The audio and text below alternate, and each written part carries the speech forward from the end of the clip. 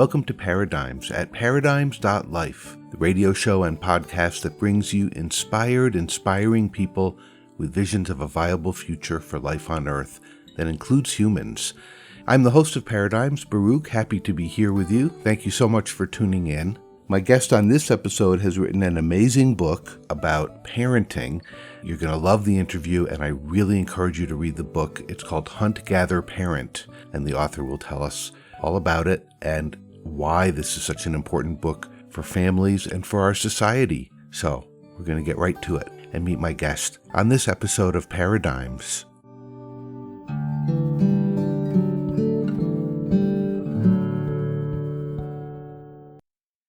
Michaeleen Doucleff, welcome to Paradigms. Thank you so much for having me. Oh, I'm really excited to talk with you. You have this wonderful new book out, Hunt, Gather, Parent, and I've been reading it and really enjoying it. And I can't wait to talk with you about what's in it and what inspired it. Yeah, me too. Well, let's just jump right in. What inspired this book? I became a mom about 5.5 years ago, and I'm a reporter at NPR, and we started thinking about doing a parenting series on parenting around the world. And I wasn't sure what was going to happen with it, but NPR sent me down to the Yucatan to do a story in a little tiny Maya village. And what I saw there just completely shifted my view of what parenting could be, what mothering was. I mean, I just left there really kind of in a state of paralysis almost, whoa, could parenting be that easy and effective? And the moms were just so calm and relaxed and confident, and the children were so respectful and kind and generous and helpful. One morning I saw a girl, a preteen, she was like 12, she was on spring break. I saw her wake up kind of late, like 11 or something, and the first thing she did was do the dishes that were sitting in the sink. And I was just kind of like, is she for real? And so I left there, really taken aback. And about 9 months later, I did another story on parenting in the Arctic. I went to an Inuit town, and I couldn't believe it. I saw the same, I saw the same thing. It was, the details were different, but, there were these calm, relaxed, confident parents raising these really kind, generous, respectful kids. And I started to read about it and realized that, actually this is common. This is a common phenomenon around the world, this parenting approach and in these kids. Now, here in the U.S., and I would say in much of what we call the West, or Yeah, maybe in a lot of developed, quote unquote, places, that's not the expectation. that's right. I mean, it doesn't even often seem possible, Right. And that's what blew me away so much, is how our perceptions of what parenting is so different than what I saw. So after going into the Arctic, I decided that I wanted to learn this way of parenting. I wanted to incorporate these ideas in my own approach with my little girl. She was 3 at the time, and one of the major things that was my goal was to figure out how to have less conflict in my relationship with her, because so much of our parenting, what we think of as parenting, is filled with tension and conflict, right? We argue and we negotiate, and that's what's so different, right? That's what was so strikingly different, is how calm and cooperative the relationship is between the parent and the child. And that's really what this book, Hunt, Gather, Parent, is about. Learning this cooperative parenting style versus a parenting style that's based on control. In the most broadly accepted standards of parenting here in the West, what we all just described, the issue of power seems to be Yeah. central. Tell us about power over versus power with, and what you discovered about a different paradigm of power with kids. Yeah. And then I think it applies to a lot of relationships. Whatever I say here about parents and children, I always say I can apply to my marriage as well. We think about someone is in control, right? So it's the parent is controlling the child, or the child controls the parent, right? And that's how we view parenting. And it's how we talk about things, right? It's like, oh, they were out of control. I didn't have control over them. Very early on, psychologists who study the Maya communities told me that, well, these parents aren't parenting with control. They're collaborating with the child to be honest, I didn't really know what that meant for a few for a few years. Like, how do you collaborate? I mean, I felt like I was collaborating with my kid, but I wasn't. At the end of the day, I was trying to get her to do what I wanted her to do, right? Hmm. Or I'd swing the other direction and do whatever she wants me to do, right? Which is kind of the helicopter parenting or the free range. It's like we swing back and forth. And what I learned was that what a lot of these parents do is they actually value the child's viewpoint, but also their contributions to a task or their contributions to the family. And this is what completely missing in our lives was, for instance, maybe I'd be making dinner and my little girl Rosie would come over and want to help. And she would do it wrong. Of course she does it wrong. She's 3. Right. you know? What was I expecting, And like we were making kebabs and she wanted to make them, all this certain way. And then I would just grab it or I would get upset. I was like, we're not doing it like that. This is how we're doing it. And so it was like, I knew the right direction and I wanted her to go there with me. And what I saw with these other parents is they don't know. Maybe the child has a better way. Maybe the child can lead in a different way. And so they would watch what the child does. And first of all, they would let the child kind of take a stab at it and make a contribution instead of quickly interfering, right? And then they'd watch and actually pay attention to the child and what they were doing and build off of it. Right. So let's say she's making, she would make these all chicken kebabs and we would run out of chicken, so instead of me just grabbing it and being like, that's not how you do it.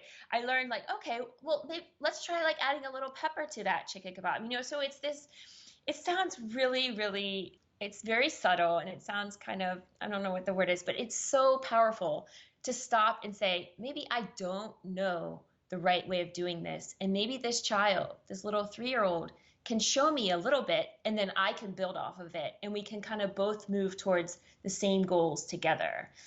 Does that make any sense? Oh, it makes a ton of sense. So much of developmental psychology says exactly the opposite. It's, you have to show them the right way.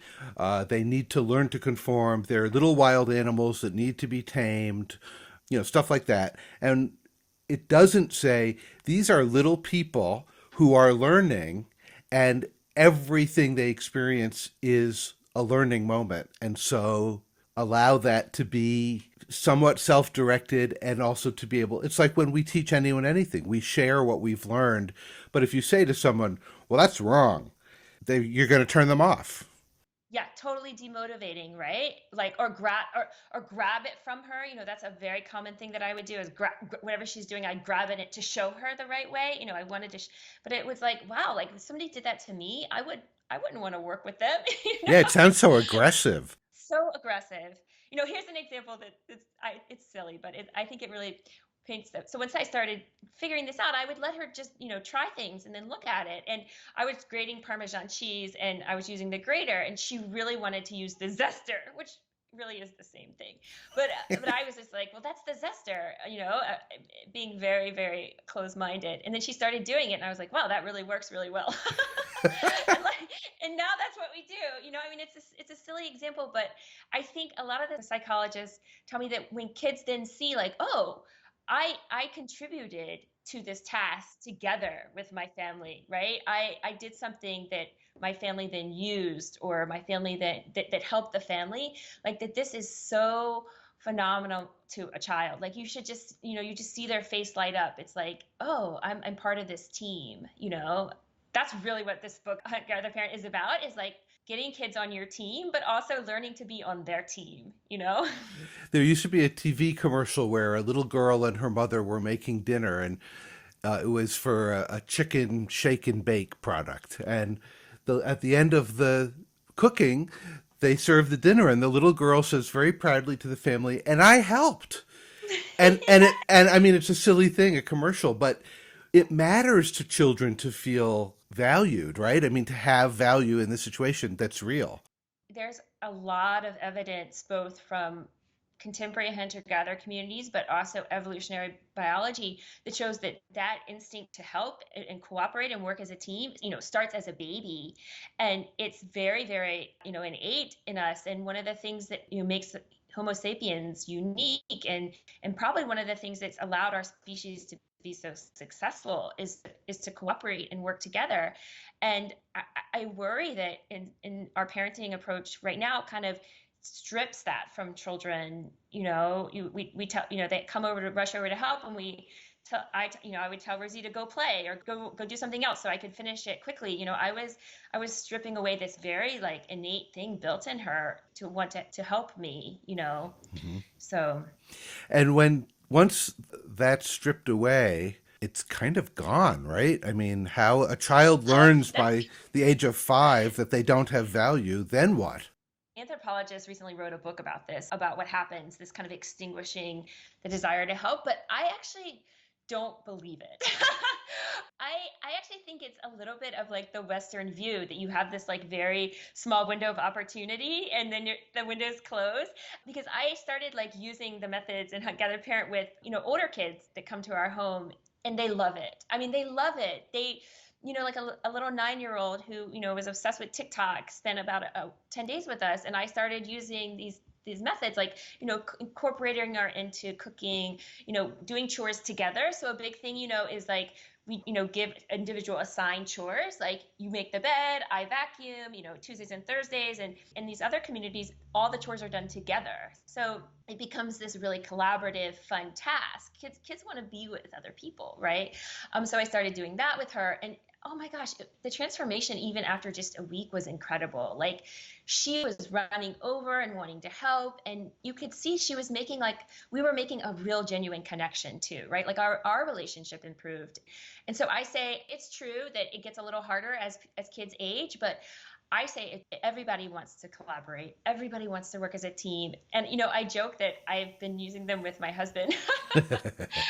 Our relationship has gotten so much better because it's not about, okay, I did the dishes yesterday, now it's your turn. It's about, we do the dishes together every day, and then they go faster. And then there's very little arguing about it because it's just something we all do together. It's a shared responsibility. I love it. That's awesome. And it's so great what you said. It isn't too late. I grew up in a really angry household, and I kind of was a, very loud kind of person before I wrote this book. I'm 40, and I say, if I can, because a big part of this book is also about, emotional regulation around children and treating children very kindly and gently. And I say, if I can change at 40, 44, if I can if I can really learn to lose that angry shell that I had, clearly a 5-year-old can, What would you say are some of the things that are prevalent or common in our society that work against what you're talking about? In other words, people are listening, people are going to read this book, and there's all these and it's a really good book. There's a whole lot of actually very easy things to implement. But what are some of the things that people might be wanting to subtract? So one of the big points in the book is that parents everywhere use this formula to train children, and we use it too. We just aren't so aware of it, but it's all about practicing. So practicing, emotional regulation, practicing helpfulness, practicing generosity, sharing. And then the second key is modeling, that kids really learn through watching you. No matter what, they're going to learn through watching you.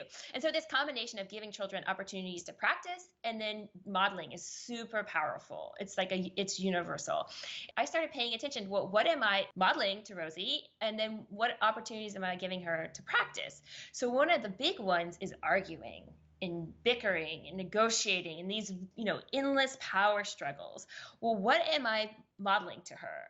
I'm modeling arguing. I'm modeling conflict and negation and confrontation. And then what is she practicing? Well, she's practicing arguing. She's practicing getting angry. She's practicing, and so this is a huge one. I went these places we visited in the Arctic and Yucatan and Tanzania. Parents do not argue with their children. It just does not exist.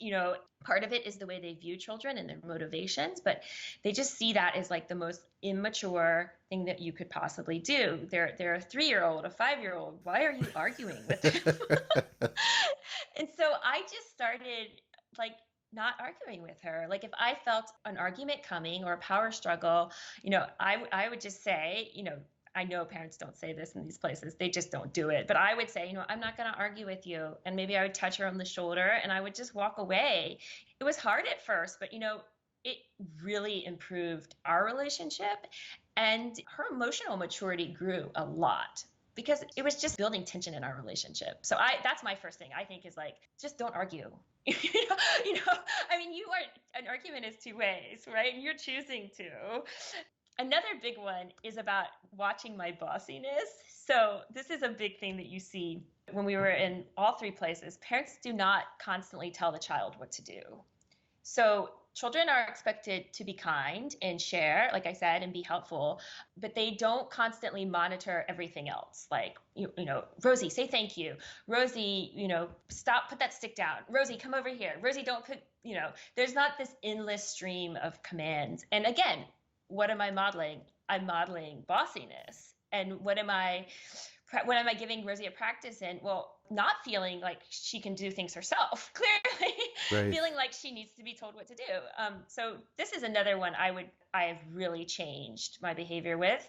And it's had remarkable changes with Rosie. Also, every time you tell a child what to do, you, just like with an adult, you run the risk of conflict, so. And you're teaching incompetence. Yes, absolutely. Or at least the feeling of it. Yeah. One of the things you've written about in here that I think is so important is how parents need to deal with their anger, because everyone gets angry, and how parents need to deal with the child's anger. And I think that's key stuff. Can you talk a little bit about that? Yeah. So one of the big things that when you talk to Inuit parents and the elders, they will tell you, and I think probably like 100 of them have told me, you don't yell at children. You don't act in anger towards them. And it's true. Like we spent 2 weeks with a family, and I never once saw a parent yell at anybody. And there were lots of children around. It was really incredible. After 10 days, I kind of thought, oh my God, like nobody has gotten angry. I mean, to live in that environment is absolutely incredible. Like when we flew out, I actually started crying because it was like, I'm going to go back to this world of angry people. But one of the key things about it is it's not just about suppressing your anger or controlling your anger, because that's really hard to do. It's really hard to, once you're angry, to stop it. It is actually about having less anger towards children and towards people in general. And this has been a really powerful thing for me. We think children, especially young children, are like pushing our buttons when they misbehave, or pushing boundaries, testing boundaries, or manipulating us. We view it in a very negative light, their misbehavior. But a lot of these parents told me, that's silly. Children aren't doing that. They're just these irrational, illogical beings that don't know the proper behavior yet. They don't have emotional regulation. And so it's your job to teach them. And just getting angry at them is just doing what we said, modeling anger and just teaching them anger. And so I started really trying to view Rosie like that, like kind of the benefit of the doubt. She's just this little creature who innately wants to help me, but she just doesn't know. She doesn't have they say like the knowledge, the maturity yet. And it's my job through calmness and control of my own emotions to show her how to behave, when frustration comes. So in the book, in Hung Out a Parent, I described this scene where Rosie knocks over a giant cup of coffee in the living room, and I look around, and there's coffee everywhere, and I look around, and there's about 5 adults in the room, and nobody even flinches. Nobody even looks up from what they're doing. And the mom comes over and wipes it up, and I'm like, oh, I'm so sorry, and she wasn't upset at all. Nobody was upset, and she just looked at her son, and she said, your coffee was in the wrong place. And I was just, first of all, stunned by how, okay, nobody got upset, how productive everything was. Like, getting upset and yelling wasn't going to clean the coffee, right? Number one. But number two, she didn't blame Rosie.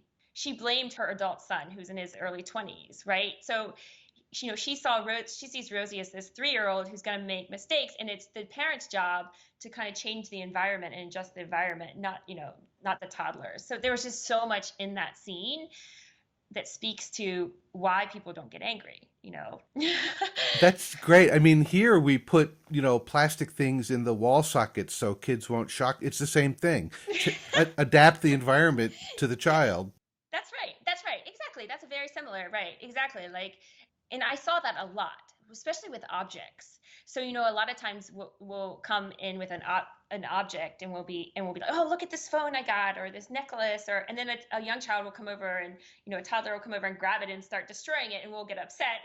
Right. After we just teased you know them with it. Exactly. I mean, this happens so much. And I actually saw the Inuit grandmother. She gave me this beautiful piece of art when we left, and she waited until Rosie left the room. And I saw this because she knew that Rosie was going to want to take it and break it.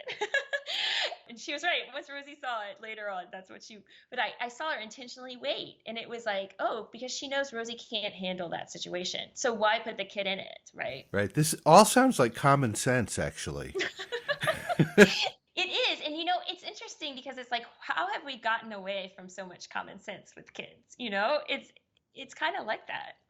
If children are raised this way, what kind of a society that makes? I mean, right here, we live in the United States, and this is a society that's got so many wonderful aspects, but also a lot of conflict, a lot of anger, intolerance, the very things you're talking about are common amongst and between adults right now. I mean, lots of commentary is going on about what's happening to our society. And that's right. So the places you visited, what are those societies like, since that's how kids are raised? Oh my gosh. I just think that when you're there, there's this, first of all, there's this feeling that the world is supportive.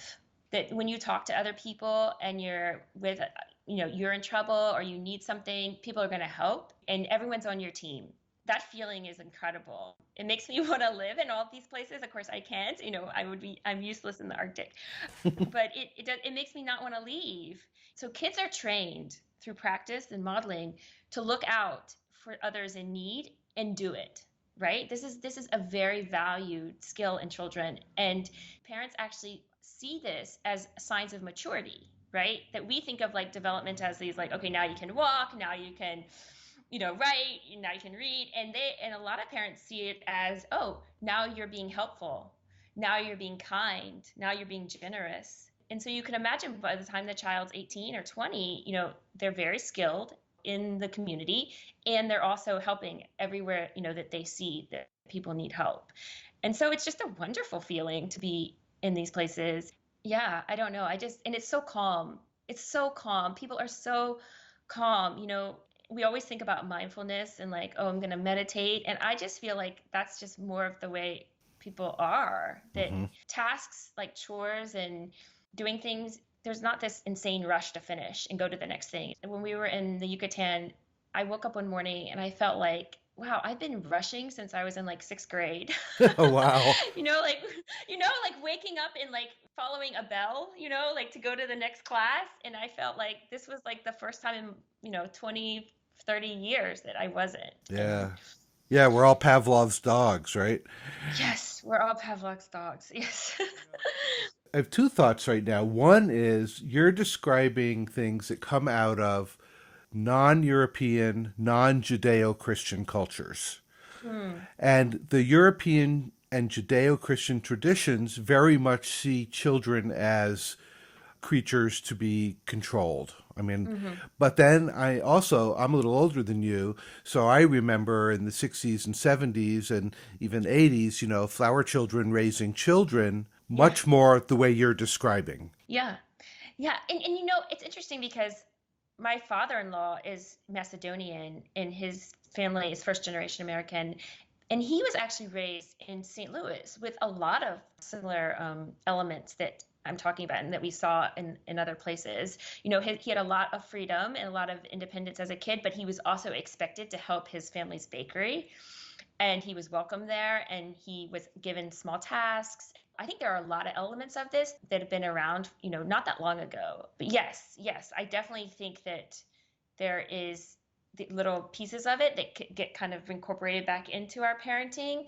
But I think one of the things that's different is there's this kind of different way of viewing the relationship with the child, right? That we kind of talked about at the beginning that I haven't seen so much here. I mean, it's just not how we even, like I say, treat each other in general, right?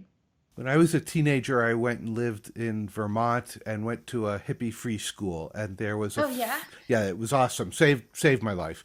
But there was a Wow. woman there with her four sons. They had renovated a silo that they lived in, and she was a very creative person and had been an anti-war activist and everything. And I'm still friends with her kids. She's passed, but she treated her children like people Mm, very much in the way you're describing. And those kids at the ages of like 13 and 14 were building guitars and playing them really well and cooking and making their own clothes, not because they had to, but because they wanted to, and yeah. just being creative and being themselves.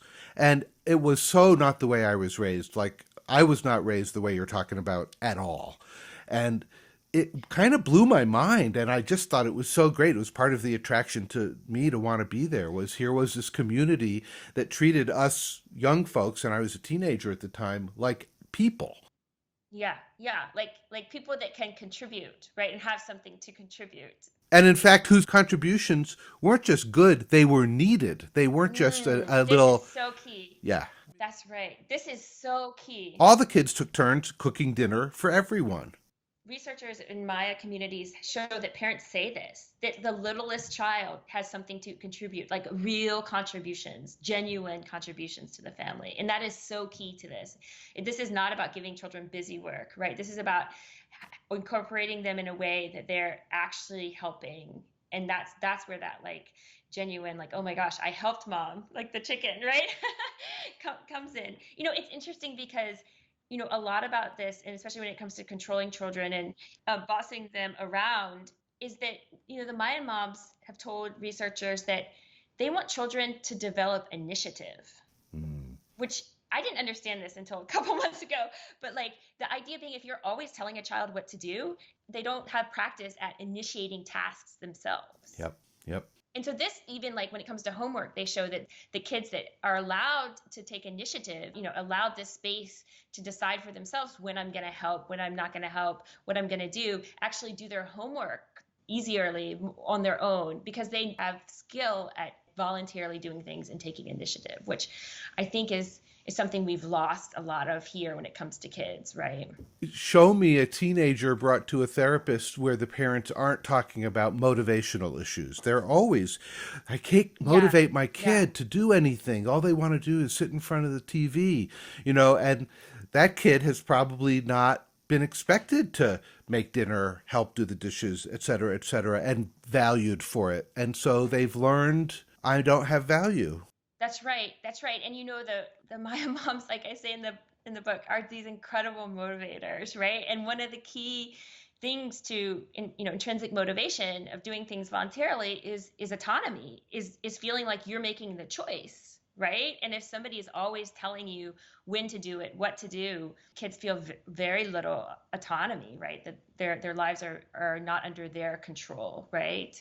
The word consent has become almost a buzzword, but I think that's good. People are starting to really talk more about consent. I know for a lot of folks, they only think of it in the sexual context, but really we're talking about consent about things like don't cut my hair, these are the clothes I Mm, want to wear, I don't mm, want to take a bath right now. I mean, these are yes. controversial things for parents, but tell me what your thoughts are about consent and autonomy.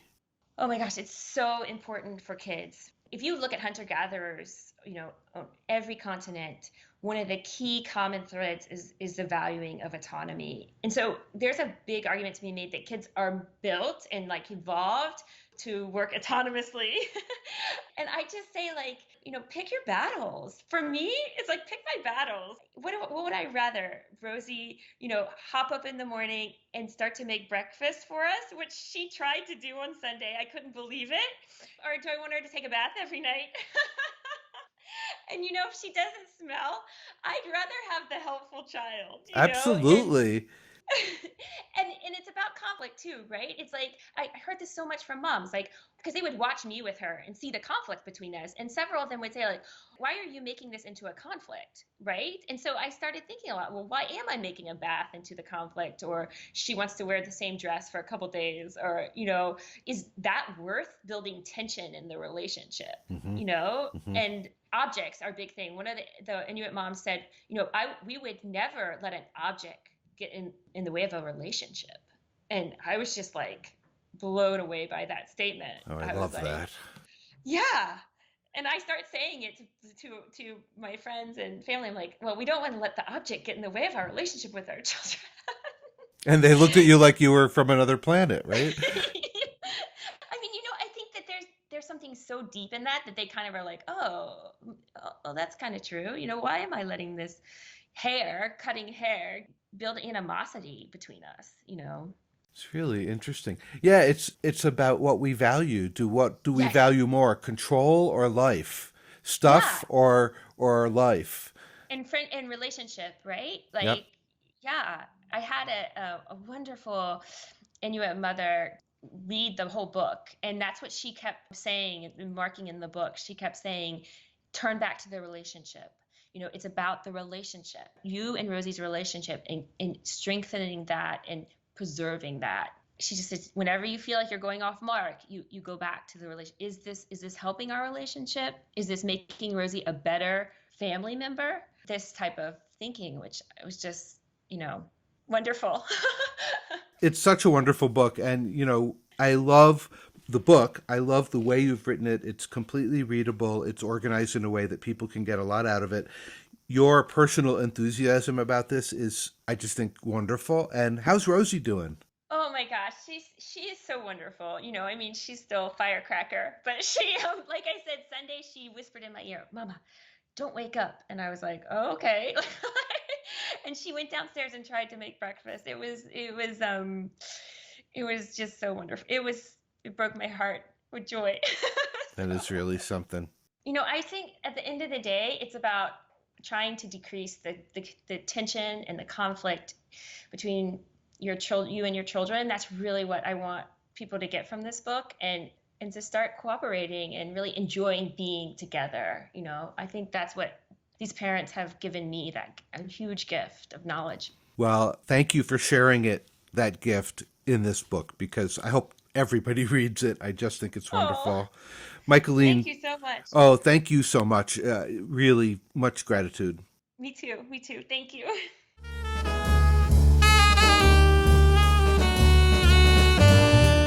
You've been listening to Paradigms at paradigms.life.